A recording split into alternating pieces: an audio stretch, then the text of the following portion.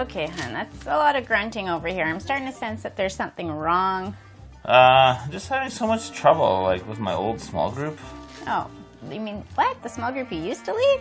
No, the one with all the old people in it, the elderly people from the church. They asked me to lead the small group. I don't think it's working out too well. I think I just need to find someone else to do it. Come on, honey. All those grannies and grandpies, and they probably bring you nice treats and tell you stories about their grandkids. And it's not all fun and games and cake, dear. It's just like, it's stressful. I'm supposed to teach them about death and dying, and we haven't seen anybody significant in our lives die, and I think half of them in the group are dead already. They don't even say anything. They just look at me. And look at that. See this gray hair? Yeah. I didn't have that 3 weeks ago. I become older like them every time I lead the group. Oh, come on, honey. It can't be that bad.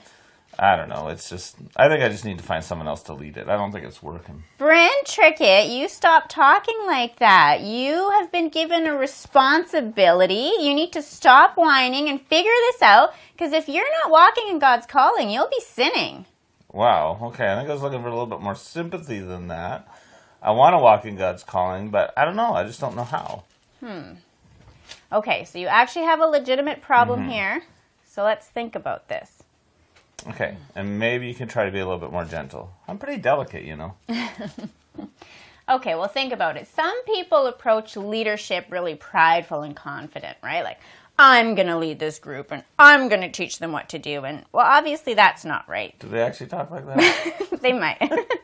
But, you know, even just by thinking that way, they've already disqualified themselves from leadership.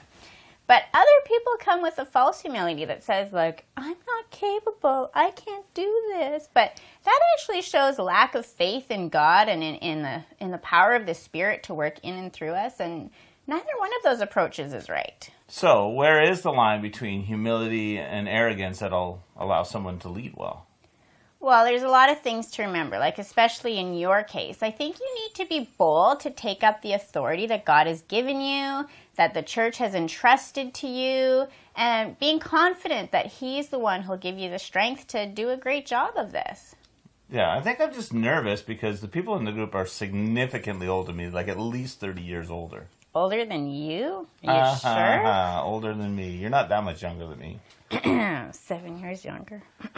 Okay, I remember the first time I ever preached in a church. I remember standing up and I was looking out and I could see, I'm like, wow, some of these people have been Christians longer than I've been alive. And I was thinking, like, what do I have to offer them?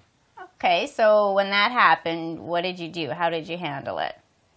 Well, I had to realize I'm an adult and I had to address them as a peer and someone that God chose and the church chose for me to teach.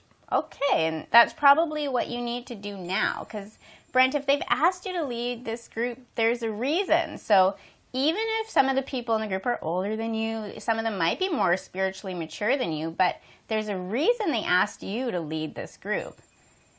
Actually, I think Timothy found himself in a similar situation, right? And Paul had some good advice for him. Let me find it here. In 1 Timothy 4:12. Let no one despise you for your youth, but set the believers an example in speech, in conduct, in love, in faith, in purity. It's interesting because you think that being written to Timothy, a young guy, but I'm an old guy, but I'm still young compared to these people. So regardless of my age, I still need to lead with the God-given, church-approved authority that I've been given, but not get haughty or arrogant at the same time. Yes, don't get too big for your britches. That's right. Wait, what are britches? Okay, doesn't matter. I don't think I know either. It's just an expression.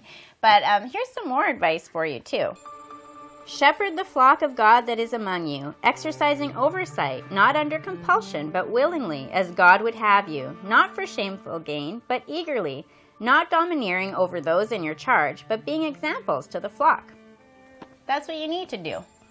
Yeah, so I guess no matter what our experience or our status, we need to treat everybody with respect. And it doesn't matter if they're the oldest or the youngest member of the congregation. We just need to treat everybody well.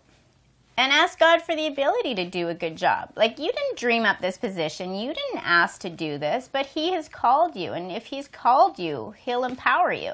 Actually, I can think of one more passage that should be a real encouragement to you, because it shows that God doesn't just call us because of our abilities.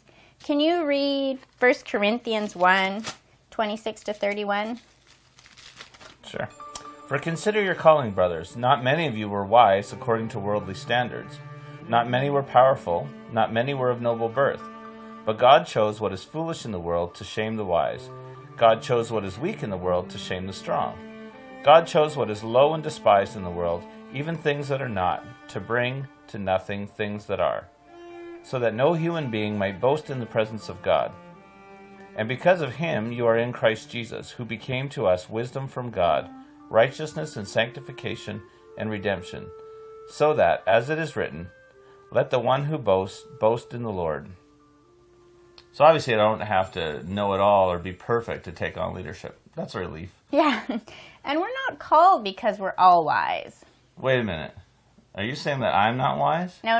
You're wise, honey. But God doesn't call us just because of our own abilities. Christ is the one who is all wise. And as you follow his leading, he will make his greatness shown.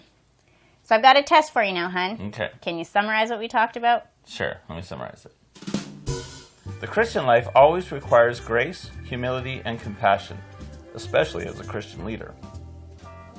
You can keep both your insecurity and your pride in check by remembering that it is God who called you, God who equips you, and God who gets the glory. You are simply an instrument in his hands. A leader must treat all the members of the group with respect, no matter their age or spiritual maturity. There is no room for condescending tones or dismissive attitudes.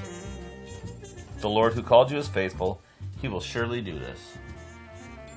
So, you ready to keep preparing for your group? You're not going to pack it in? I won't pack it in, but I got to figure out something, how to teach them about death and dying.